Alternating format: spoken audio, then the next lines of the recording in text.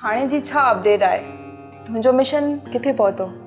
ॿिन्हिनि धुरनि में अहिड़ो माहौल पैदा थियणु शुरू थी चुको आहे। ॿिन्हिनि हिक ॿिए ते हमला करणु शुरू करे ॾिना आहे।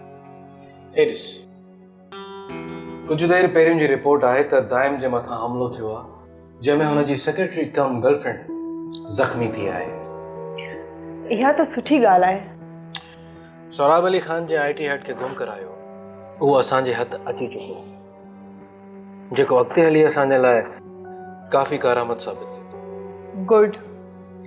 जमाल तुंहिंजे लाइ वधि खां वधि सपोर्टर सोराब जी धीअ माहिन बणिजी सघे थी। तूं उन ते फोकस छो कोन थो करी? तुंहिंजे चवण बाद मूं हुन ते काफ़ी गौर कयो आहे ऐं मां सम्झां थो त तूं बिल्कुलु सही गेम कयो आहे। सोराब अली ख़ान पंहिंजी धीअ सां तमामु घणी मोहबत करे थो ऐं उन जे लाइ हो कुझु बि करे सघे थो, कंहिंसां बि दुश्मनीअ जी हद ताईं वञी सघे थो। त पोइ त मसइलो ई हल थी वियो।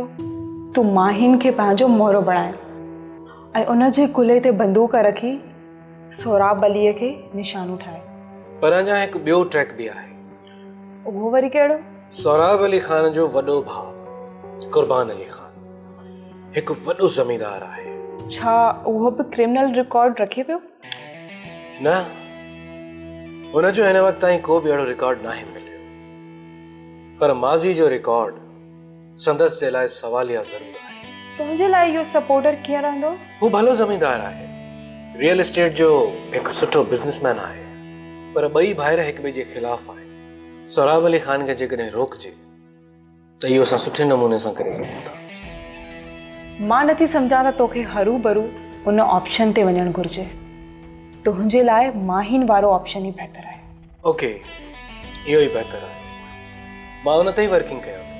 जमाल, तोखे यादि आहे पाण जॾहिं नंढा हुयासीं, बाबा जो प्रमोशन हिते मलीर में थियो ऐं असां कुझु महीना हिते मलीर जे वॾेरे वटि रहिया हुयासीं। ऐं उहो वॾेरो केरु हो, कुझु यादि आहे तोखे?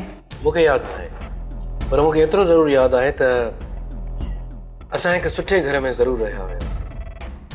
छो भला अॼु तोखे इहो पुराणो वक़्तु यादि आयो आहे? तो जॾहिं कुर्बान अली ख़ान जो नालो खयो न, मूंखे ईअं लॻो त इहो उहो ई वॾेरो आहे जिते बाबा पाण खे रहायो हो।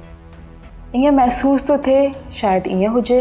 उहो कॾहिं कंफर्म करे वठिबो, डोंट वरी। जे ईअं आहे त पोइ मां बि साण ज़रूरु मिलंदसि। कोशिशि करे मलीर वञी उहो घरु ज़रूरु ॾिसंदासीं जिते असां रहिया हुयासीं। हिन वक़्तु उहो मलीर कोन्हे जेको 20 साल पहिरियां हुयो। उते घणी डेवलपमेंट थी चुकी आहे। ख़ैर, वक़्तु आयो त उहो बि सोचंदासीं। फ़िलहाल तूं पंहिंजे बारे में सोच ऐं अॻिते वध। पर मूंखे तुंहिंजी बि फ़िक्र आहे। तुंहिंजी ज़िमेदारी बि त मुंहिंजे ई मथां आहे। तूं मूंखे पंहिंजी ज़िमेवारी छो थो सम्झी? मां पंहिंजो पाण खे मैनेज करे थी सघां। मूंखे वधीक हिन मामले में नाहे फासो। मारिया, मुंहिंजी भेण सॼी ज़िंदगी अकेले नाहे गुज़रंदी। तूं मुंहिंजी ॻाल्हि सम्झण जी कोशिशि कर। सब्सक्राइब कयो असांजो ऑफिशियल YouTube चैनल सिन TV HD ड्रामा ऐं वधीक अपडेट लाइ बेल आइकन खे क्लिक करियो।